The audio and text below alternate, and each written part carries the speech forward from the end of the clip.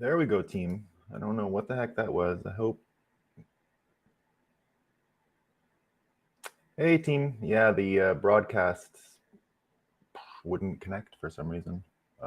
We were live and then we weren't. Right when I went to switch it, we stopped being live. Let me see what that click that I just heard was all about. Morning, Justin. Um,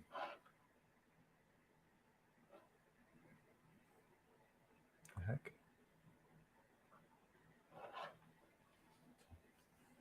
I don't know what's going on, guys. Technical stuff.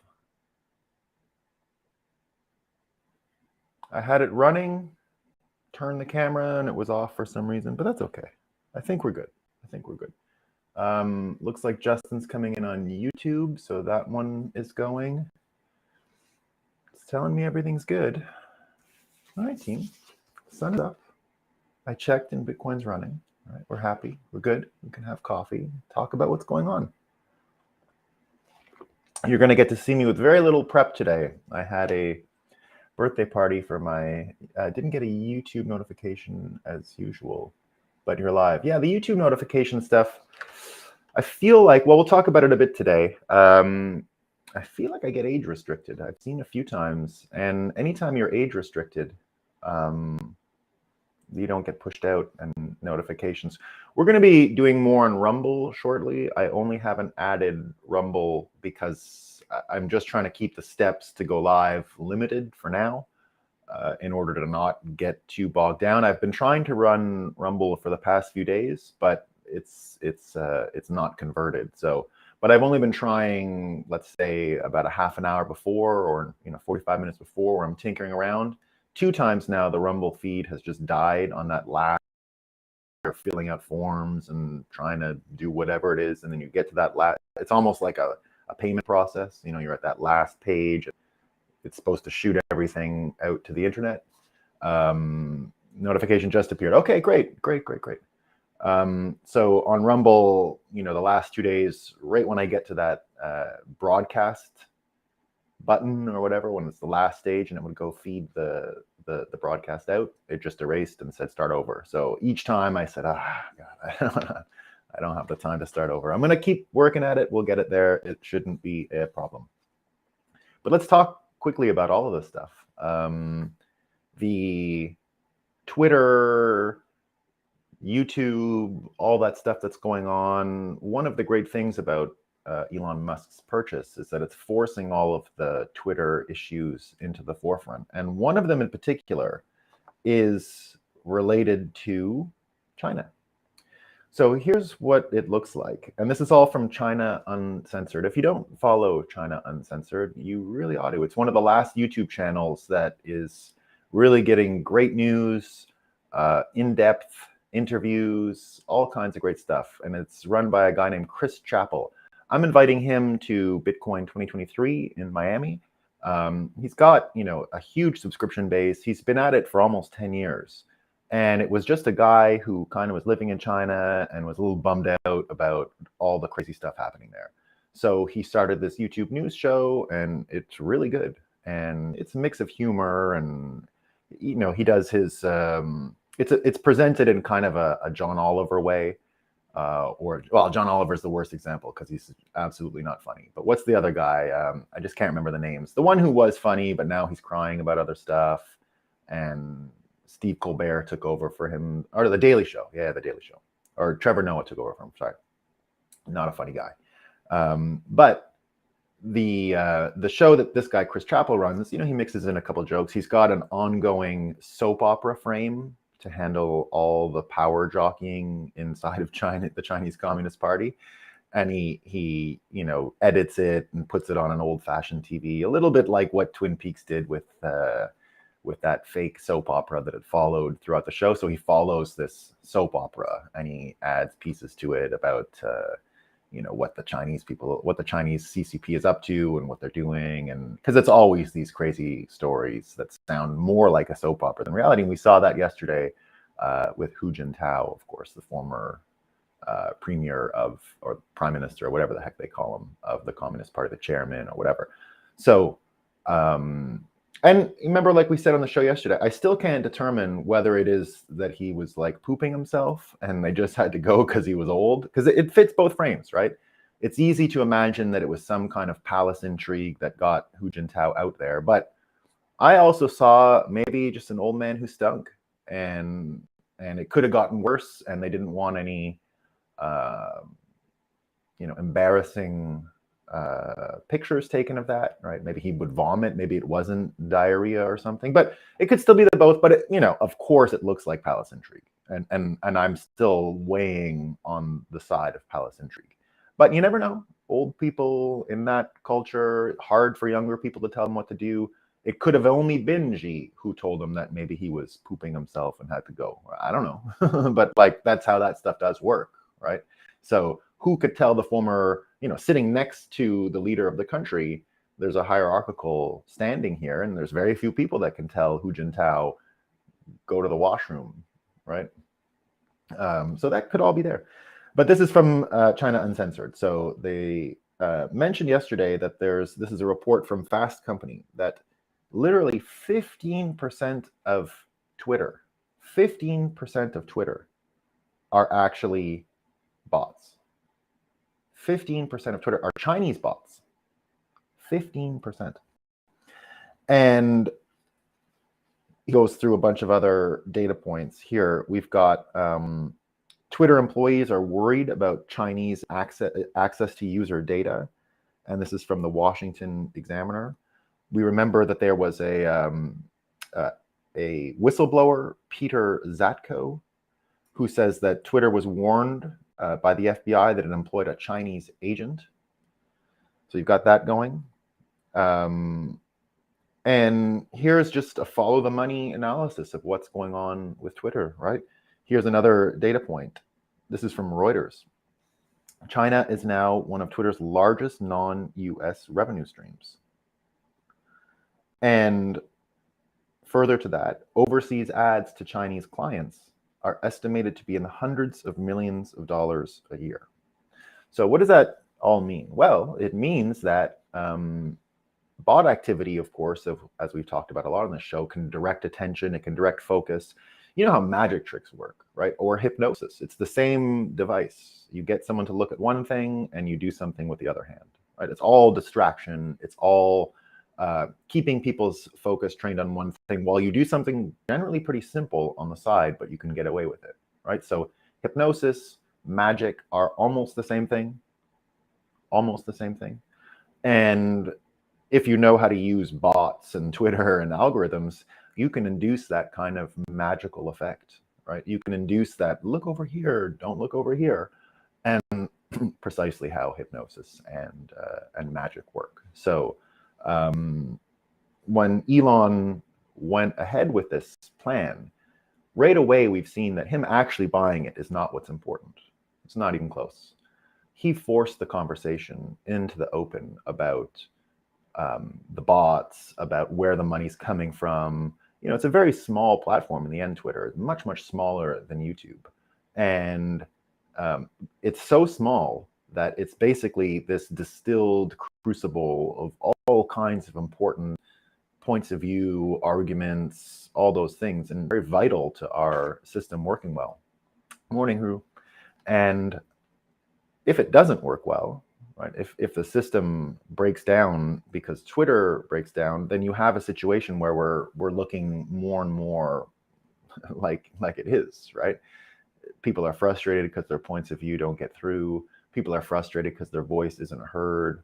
The worst thing you can do for an argument is ignore somebody, right? Or not let their voice penetrate through. That's what creates intense frustration. If at least points of view are processed and thought through and acknowledged, then you'll have a lot less opportunity for this kind of division, which is where we're at, right? So even if he's not successful, Elon, in buying the company, the work is already done.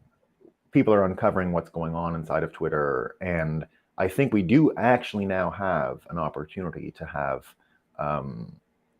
more fora. So, which is why it's so great that Kanye or Ye West has bought Parler, and you've got the former president with his own platform, which I've never even really looked at. the Truth Social one. I wish it the best, but again, what I like about Twitter as a platform is that you do have opposing points of view. None of these things are fun if you're in an echo chamber. They're just not fun. If you're just sitting there arguing amongst yourselves, everyone agreeing, everyone's a get-along gang, where are we going to go? We can't persuade anyone. You're not moving the sticks.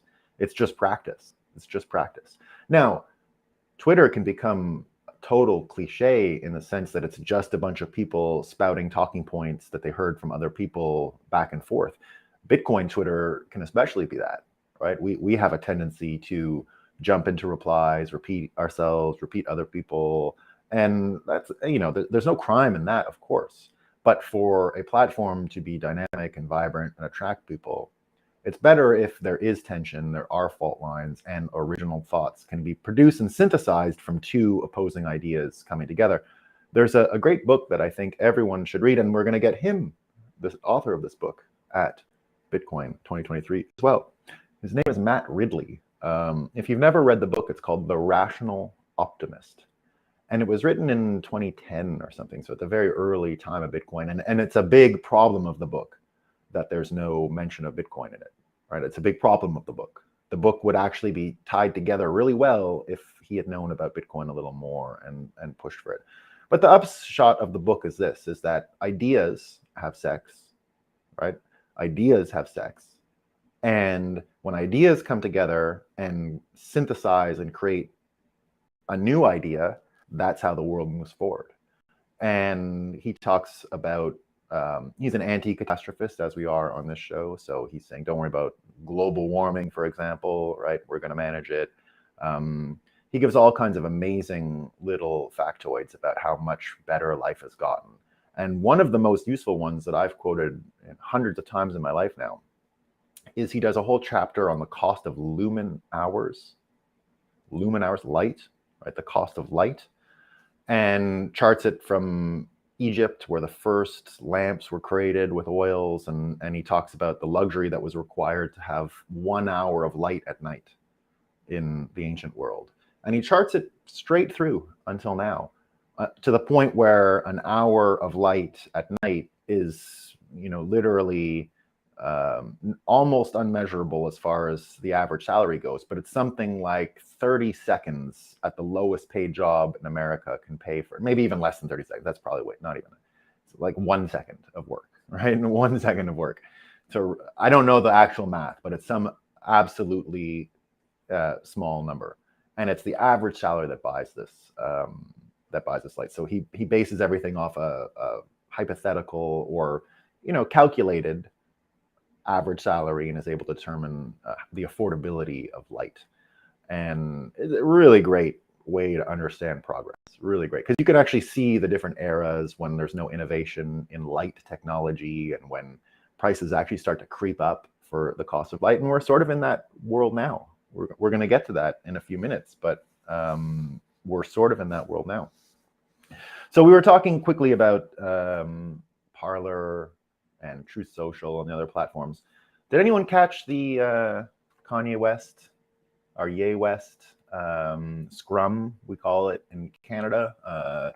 Scrum would be when someone runs out to, a politician runs out and talks with journalists and paparazzi and fans or whatever it is. There's no fans in politics, obviously, but when they go out and confront a media group, we call it a scrum, which is like a, if you don't know what a scrum is and you're from America, it's when you are at the line of scrimmage in football, that's derived from, and then there's all that contact, right? When the ball is hiked and you have all that contact, that comes from rugby. And the scrum is when the two lines hit each other and fight over the ball underneath. So that's called a scrum. So the scrum, not that we're big rugby players in Canada by any stretch, but we just kept the word probably from England. So the scrum is when they go out. So Ye West went out and scrummed yesterday. And boy, was it amazing. And this is what it made me think right away. He's running in 2024. I think it's clear that it's happening. He did that every bit like a person setting up a political run. That's what I saw. He mentioned the 2024 hat, but just the way he handled the people that were there, the way he interacted with them. And of course, as far as we're interested, he did address the Jewish comment. So let's address that quickly. because I'm starting to get his answer more, and I'm starting to be much more comfortable with it, and I think I get what he's after. So let me try and explain it and see if it makes sense to you guys in the comments. Please let me know if it makes sense to you, because I don't want to mischaracterize or miss something here, because this is sensitive stuff, right? So what I hear is from the scrum. What I hear is he said he predicted he would get canceled for saying he was going to protect himself. That is more or less what he said, right? He said, I misspelt it. I shouldn't have said death. It's deaf. That's a defensive posture. And he goes, look at how right I was. I've been canceled. So if that is truly what he meant, I think his prediction was correct. And he started mentioning people who did it. Now, again, I don't think we can tie any group into the obstructions he's talking about. It's universal, right? It's universal. There's people holding him down from all walks of life. All walks of life. I think eventually he'll start talking about all the other things that are keeping him down. But if it's just art, in the sense that he's trying to provoke a reaction so that we all think about things, then it's a masterpiece, right? And again, we talked about that yesterday, about art being provocative, and how in our decadent fiat world, we've kind of forgot that, right? We get so hung up on aesthetic. Aesthetic is important, sure, aesthetic is important. But it's not really the driving force, right? People gather around art because of provocations. And boy, oh boy, was that provocative. So that's great. Now, let me just read a couple of these comments here. Where was this? Huru asked. I think Huru, you're asking about the. I think you're asking about the Kanye scrum last night. I saw it on Twitter. You know, that's why I like bringing this stuff. And Justin shared it with me. And thanks again, Justin, because if we don't get to these things early in the morning, it looks like they just get scrubbed, right? So we're getting source material on what he's saying, and we're bringing reaction immediately before it's scrubbed. So the Drink Champs story gone, can't find it. The Tucker interview is still there. He kind of explained himself from the Drink Champs thing. Exactly. So he said, look what happened. These are people I know, people that wanted me on, come here. They're almost setting themselves up to get canceled because they get publicity out of it. But basically, Ye is saying, I predicted this and I went through it and I came out exactly as I said I would. Everything that I said happened. And remember, on this show, we love predictions. We make predictions all the time. And predictions are the most important thing, because when you make predictions, right? When you make predictions, what you can do is check those predictions, then go back to when you made the prediction and adjust your worldview accordingly if you got it wrong. If you got it right, stay on course. Stay on course.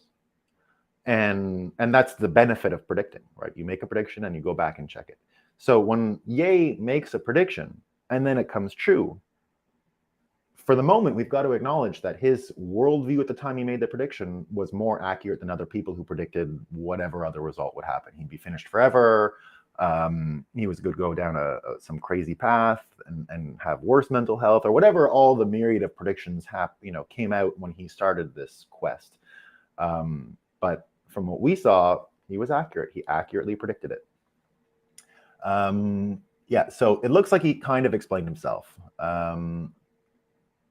And Justin is mentioning here to Huru where he can find the article. Yeah, it's just a very impromptu scrum. There's no journalists that framed the shot. So it's not a framed journalistic shot. It very much is people's phones and things like that. But here's the great part, right? So all the stuff about the Drink Champs and all that, here's the great part. He was asked about Bitcoin.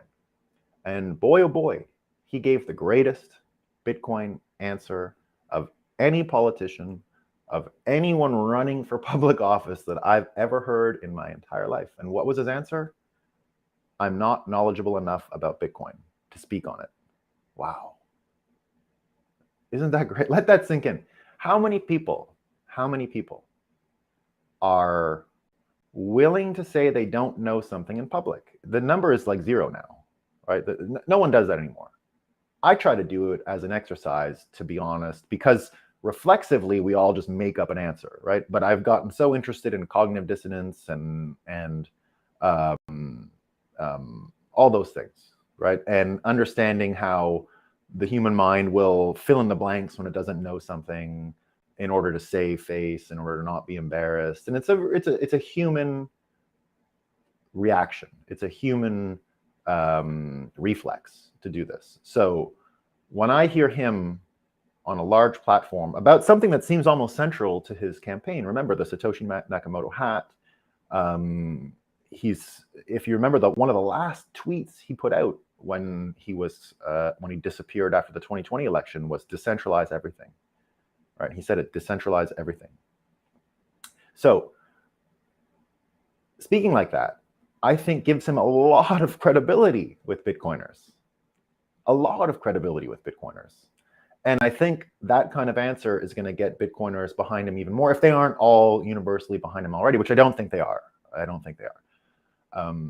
But from what I saw yesterday in that scrum, I saw serious intent to run in 2024. This is not a publicity stunt. This is not to sell an album and get attention and all those things, I think. Right? We've seen him do those sorts of things before.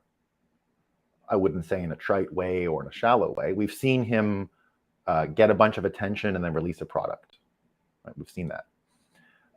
But this time around, much like Trump in 2015, when I said Trump was going to win in 2015, and I told everyone in the Canadian Parliament, I told every senator, people who I even thought would be naturally inclined to like him, who now love him, right? But this was before, when they thought it was non-serious, and they were still going for the Jeb Bushes and all of these characters, right? At the time, they said, if he's serious, if he really does that, really goes, then I'll pay attention. Right? And I said, from what I hear, from what I can see and from what I can judge, it's 100% he's going. This is not a publicity stunt. I had the same feeling when I saw Ye yesterday. I saw someone who's going. And let's do the math here on the viability of Trump versus Ye. First of all, they're very similar people. If you remember the time they did the press conference together, you could see them sort of shining at a very similar frequency. And the mainstream media gathered to deal with them that day did not know how to handle it. Even Trump was like, usually Trump will sort of shine brighter like a peacock than anyone around him. Right? He deliberately is trying to do that, right? He's got to get the most attention, and for whatever, I'm not going to psychoanalyze him to that extent. Like who knows? He's got all kinds of needs and wants, as many complicated people do. And he lets himself express them and doesn't really hold back. So we're not going to fault him for any of that.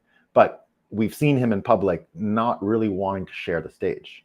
When I saw him and Ye in the White House that day, Trump was even pushed into the audience as far as like, wow, I can't believe this guy has this kind of brilliance and shine and magnetism. And of course, it was one of the most amazing press conferences you'll ever hear. And the media didn't know how to handle it, right? Because basically all of their attack vectors on Trump were closed just by him being in the presence of Ye, right? So you couldn't say racist, you couldn't say any of that stuff. It just wouldn't work, right? So he basically neutralized all attack by that presser together. But now, what happens if they run against each other, which I think might happen, right? We'll see. I think if Trump is smart, he would try and get Ye on the ticket with him immediately, right? If he was smart. I don't know if he is, though, about this kind of stuff. Because when you put someone on a ticket with you, right, if you're a president and it's a vice president, the vice president has to be less shiny than you. It doesn't work the other way around.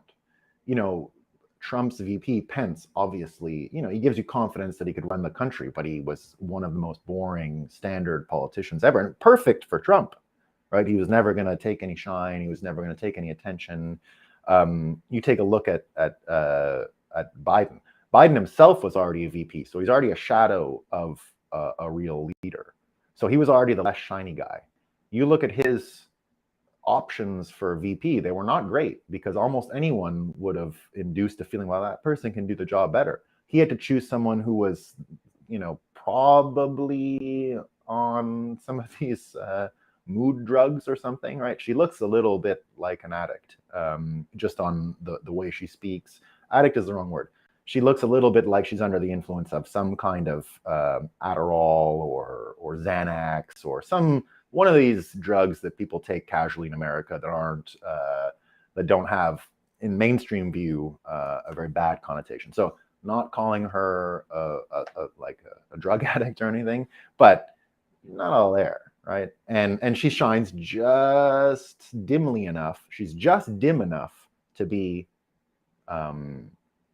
the president's VP, because already he did not shine brighter than Obama, that's for sure, right? Obama had one of the best voices in politics, whether you were bothered by him reading a teleprompter and the decrease in skill and talent when there was no teleprompter there. That's, definitely true. One of the best, we were talking yesterday on the show about Trump's nicknames for people. I always, had a disagreement about the Sleepy Joe one, and I admitted yesterday that Trump had it right because the president fell asleep. But his, we need to know.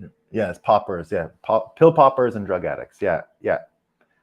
Justin says we need to normalize referring to prescription pill poppers as drug addicts. Yeah, and the news is a drug addict mechanism as well, right? It's a dopamine delivery system, generally selling a moral superiority, right? Outrage at the people worse than you, and a little dopamine hit for how much better you are than them. And this is right and left, right? This is what Fox News perfected. Look at those crazy Democrats ruining your country. You're the only one who's going to save it. They want all this wild stuff. And then everyone noticed that it really worked, and so everyone copied it, right? So if you remember already 15 years ago, I can't watch Fox News, it's so biased. Well, they all copied it because it was the most successful by a mile. Fox still has the best production value because they don't even lie about it. They don't even try to make it what it isn't, right? It's just entertainment. And they know how to deliver that dopamine. They know how to give you the hit. They know how to inject it inside of your brain, right? And light your brain on fire with feelings of superiority and disgust for people who disagree with you. So they did not invent that. But speaking of the nicknames, the funniest one that Trump had for Obama was, we don't want teleprompter guy. He just used to call him teleprompter guy. It's pretty good, right? It's pretty good, teleprompter guy. So there's certainly something to be said about those skill levels. So the VP thing, they got to shine less bright. So if Trump was smart, he would go and try and get Ye, but it doesn't really work because, as I mentioned in that press conference, Ye shone brighter than he did, right? So how can he pick him as VP? He can't. Now ask yourself, can Trump win over the vax people, the anti-vax people? No, I think they're done with him, right? They're done with him. Can he win without the Cernoviches of the world, without the Mike Cernoviches of the world? I don't think so. He had a coalition in 2016 that he abandoned too early into his first mandate. He abandoned the Cernoviches, all of those freedom for the individual people, all of that stuff.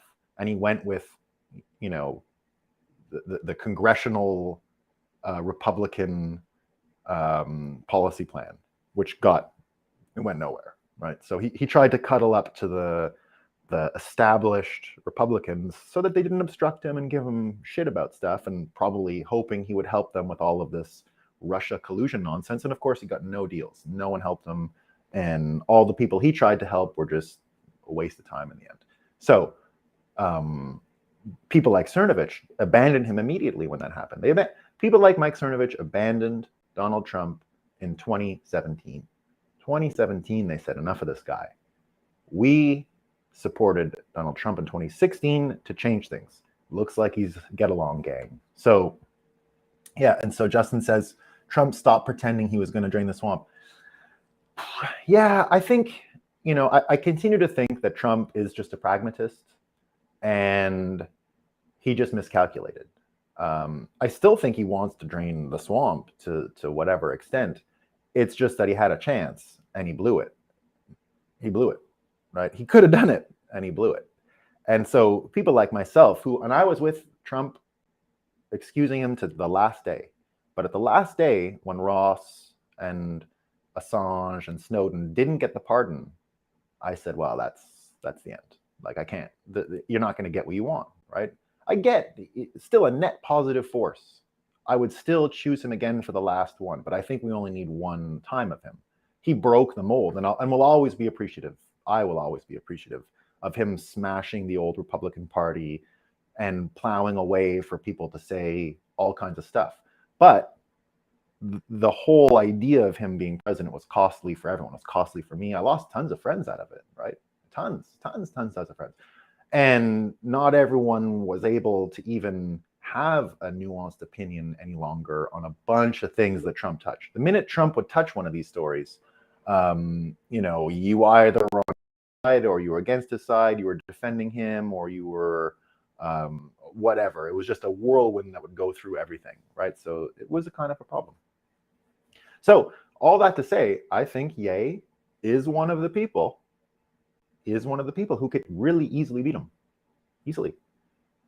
People want, I think psychologically, people want Donald Trump to run and win again, just for the reaction of the meltdown of him winning, what it would bring, right? Just watching people cry and lose their minds again, like that is so entertaining. The prospect of that is so funny that some people, like, I can't deny that I would love to see that, right? But I think we'd get the same effect if Ye was elected. So as long as we get a couple good spaz outs again, right? Those spaz outs from 2016 will never get old, right? They're just some of the funniest pictures of people losing their minds. So we want to see those again. So that's Ye West running, who I think would win. And his answer on Bitcoin, can't find a better one, right? So now Ye has, I think if he ran, I think he'd get the majority of the Bitcoiners. I think he'd get all those pro-individual sort of like the Cernoviches and all those folks. And again, you know how valuable it's going to be to have a president who says, I don't know about that stuff? Because my whole goal for the presidency is sort of the following. And this is what I faulted Obama for from day one. It's this: we created the role of presidency to not be the leader of the free world. That's not what it was created for. It was to be chill and make sure other kings don't get out of control, and you whack them if you need to, right? But in general, it was like a stay at home and be chill job. And then Abraham Lincoln comes, and in order to win the war, completely alters the job, reinvents what the president is. And a lot of people thought it was dictatorial, right? A lot of people thought he usurped too much power, the Grand Army of the Republic, and he was a commander-in-chief. And so everyone called him emperor at the time, right? A lot of people called him emperor. And if you didn't know this, the reaction to Lincoln being president, 1860s, the reaction to him being president is a complete withdrawal of power from the presidency for the next 40-something years. The presidency becomes what I wish it to return to, a chill job where you put your feet up and you don't rock any boats and you wait around and you're a figurehead and you're a quasi-monarch, right? You're a quasi-monarch. You're not endowed with so much power. You have the power of the pardon, a few other powers, but you're not really out there trying to make waves and get involved in things. Teddy Roosevelt comes in the early 1900s and starts empowering the office of the president to break trusts. The bank trust, which is what we're dealing with the Federal Reserve, came out of that, right? It came out of that. But there were the other trusts, all the same people, all the same characters. It looks like the chaebol in Korea, or there's a similar situation in Japan where companies are in everything from candy bars to cars, and make it very difficult for anyone else to enter a market. So America had these monopolies. Teddy Roosevelt was elected to destroy these monopolies, trust busting. It was called trust busting. Standard Oil, all these trusts. When he went away at the end of his term, another fella, William Howard Taft, took over, and under the promise that he would never enact a bank trust. And of course, they did. Teddy Roosevelt flew back to America, ran as a third-party candidate in that election, in order to stop the Federal Reserve from being created. That's the one where he was shot in the gut and still gave his speech railing against the Federal Reserve's creation. And he called it the Bull Moose Party, and it's still to this day the top third party vote getter in the history of American politics. So what I'm trying to paint here is the trajectory of the presidency of the job, which is an invented job and changes for every president and is reinvented. But we're on an arc of history now, and the arc of history starts with Teddy Roosevelt, and then slowly ratchets it up until his nephew becomes the president. And his nephew, who admired him so much, Franklin Delano Roosevelt, who admired him so much, wanted to, fulfill Teddy Roosevelt's vision and dreams. And so FDR really started to create the modern presidency, which was a vehicle to win World War II, which was a vehicle to win the Cold War, which ended up being this leader of the free world job, right? It ended up being that. And the responsibilities, uncodified responsibilities, right? No one wrote this down on paper. There is no job description of what the president does. And I argued that when Obama took office, he was basically the pendulum swinging from that World War II footing presidency to its apex. And as far as importance of the job, and as far as power in the job, as far as focus on what the person is doing, the levers they have, the toolbox that comes with the job, right? The toolbox that comes with the job. And each president's been putting new tools into that box every single time. And it's become more and more and more powerful. What I saw with Obama was the full manifestation and blossoming of that toolkit power and everything. So much so that it makes you say, whoa, like we should maybe calm down on this job and pull it back a bit, right? Because they're not supposed to be that powerful. It's just another cog in the wheel, really. And so when you see Trump through that lens, you say, he did it, right? He actually changed the job. He made the reality TV piece more important than policies, because they threw out most of his actual powers, right? And forced him into some executive orders and some other things. Now, the new guy is even more down that line because he's so brain dead, right? You can't imagine him doing anything. You can't imagine doing anything well, right? Going to the bathroom, you can't even picture him doing it. Like, it's not really, like, he doesn't look competent enough, right? Going to the bathroom, he doesn't look competent enough. So the job has changed again. Now, I'm not saying you want blowhards and mentally deficient people in the job just to change it, but that's what we got. Now, we haven't refound what the role means, but that's what I think Ye West can do. I think Ye can inhabit the role of president and change it and modify it to the times we need. And that is really about design, and that's why these cities that he's doing are so important, because we were talking about the complexity of navigating the modern world and how hard it is. Canadian healthcare is terrible. It's awful, right? Lineups and it is everything they say, socialized medicine. I'm almost ready to take that back than what you get in America, because Jesus, who can even pick a health plan? We're about to go into the open markets. If you don't know about this, about the American healthcare, you can't just buy it whenever you want, right? There's a time when the marketplaces are open. You try to compare one insurance plan with the other. Just try. You think buying cell phones are hard? Comparing plans? It's a confusopoly. There is no way to tell the difference between one health plan and another.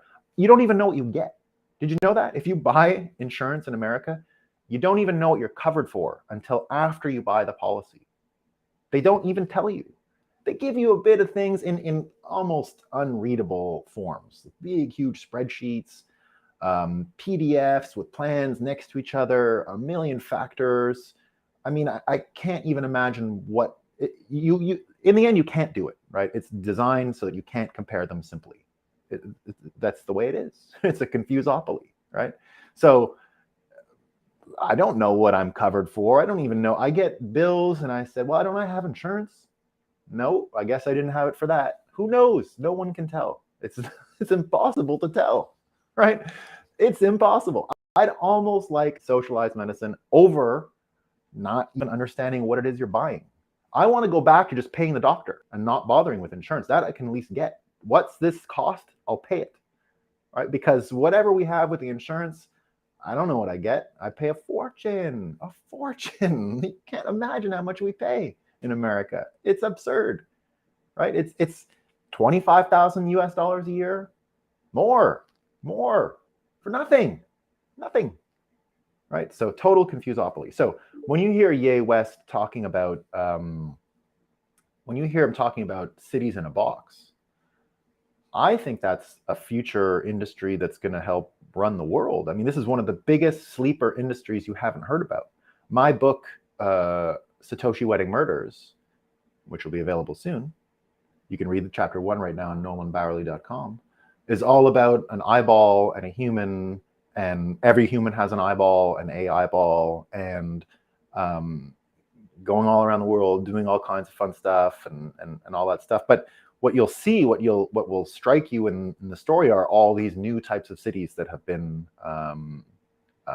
created, and using technology and all that kind of stuff. So I think it's going to be one of the biggest industries. And what I mean to say is Bitcoin citadels within that context, within my prediction being that you're going to see hundreds of cities in a box come out in the next little while, that one of the biggest industries in the future is going to be these planned cities, that Bitcoin citadels are going to lead the way in this whole new economic frontier.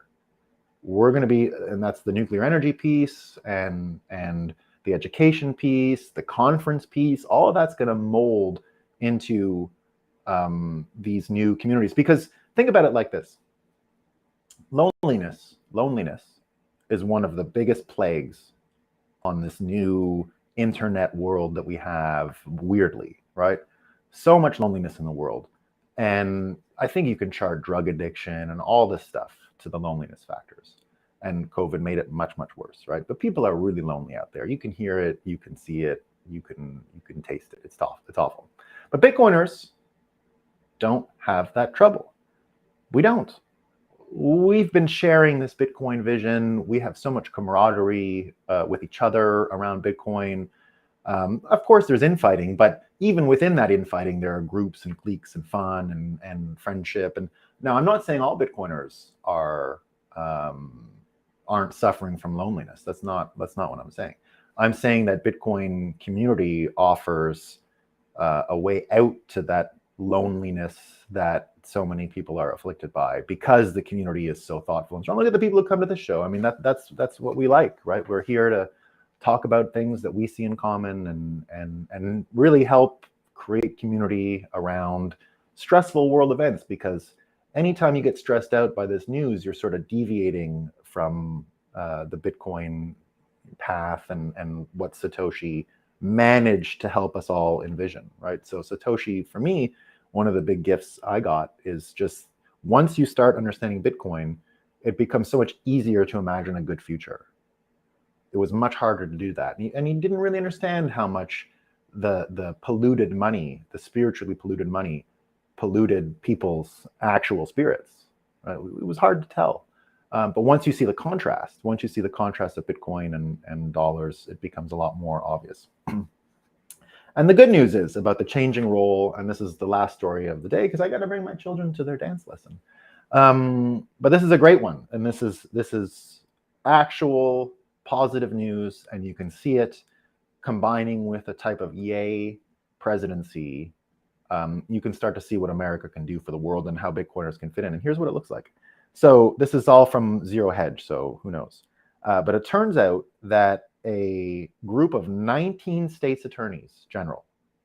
So remember, this is a fiction that came out of World War II and the Lincoln presidency straight to the FDR presidency straight to now, which is that the United States, right? The United States is superior to the individual states, that it's like a major league and minor league, that it's like premiership and relegated league or whatever it is in the other European countries, right? It's not that. If that's what you think it is, disabuse yourself of that notion. It's not that. In a federal system, it's a separation of powers. The states individually are equal to the federal government. They just split what they're responsible for. It's like co-parenting, right? So the federal government was in charge of a very limited set of things. It's like war, not much. It's really not much. Versus the states, who have the vast majority of responsibilities. And they are singular in their authority over those responsibilities. They are not subject to the whims of Washington, D.C. or the federal government. That's what a federal system looks like, right? It's not A team, B team. It's not that, oh, the federal government said, therefore the states must do. Nope. If the Constitution delineated the powers and the state does them, they are supreme and sovereign. They are each of them sovereign nations. They are sovereign. Understand that United States individually are sovereign. And so the trouble you'll end up having is, even just framing this, the trouble you'll have even framing this, I keep getting this Tess person in here. Who the heck is Tess? Get out of here, Tess. Don't know who that is. So in the United States, these states, right, are not minor league to the federal government. So what's going on here, and I'll finish the stories. So a total of 19 state attorneys general have launched investigations of major financial institutions' commitment to the UN convened Net Zero Banking Alliance. So the Net Zero Banking, this is from Eric Schmidt, the Missouri Attorney General. The Net Zero Banking Alliance is a massive worldwide agreement by major banking institutions overseen by the UN to starve companies engaged in fossil fuel-related activities of credit on national and international markets. We are leading a coalition investigating banks for ceding authority to the UN. So what happens here is, you get a president who's willing to change it up, and now you've got states that are, for the first time, because they had to basically pool their resources to win the Civil War, and then they had to pool their resources to win World War II, right? They've sort of forgotten who they are. They now act like minor league players, like supporting actors. They're not. What this is showing is they're willing to go to the UN, and they should all have their own seats at the UN, by the way. They're sovereign nations. They are. So they should all have a vote, all 50 of them, right? And if a bunch of them are going over to start exercising their states' rights, their sovereign rights, now you start to see what the presidency can be, what Satoshi has actually created. If you take the money out of the system, right, you can go from, and this is what happened in the Civil War. It went from the United States are to the United States is in 1860s, right? It went from the United States are to the United States is. That's the major change, of language with the American Civil War. And it made it feel like one cohesive country after. And it looks like that is going to be done now. It looks like we're about to head to a world where the United States are again. The United States are, not the United States is. And if the United States are, then each of them individually can choose Bitcoin, which is, I think, what you're going to see. I think the 19 attorneys general that are headed to the UN now can all become Bitcoin states within the next 4 years under a Ye presidency. That's what I think. All right. What do we got here? That's all I got for today, though, guys. Thanks for tuning in. I'll see you tomorrow. I got to go get my children to dance class. Ciao, ciao. And Dex Invictus, I just wanted to mention, says, Ye is the only person I would vote for. Yeah, today was done with very little prep, by the way. So I'm glad it went well. Sunday, we're going to do no prep. Sundays, what we're going to do is, in general, I'll start planning it as the week goes on, but we should all just, bring things we want to talk about, and we'll do it that way. Change it up. Peace.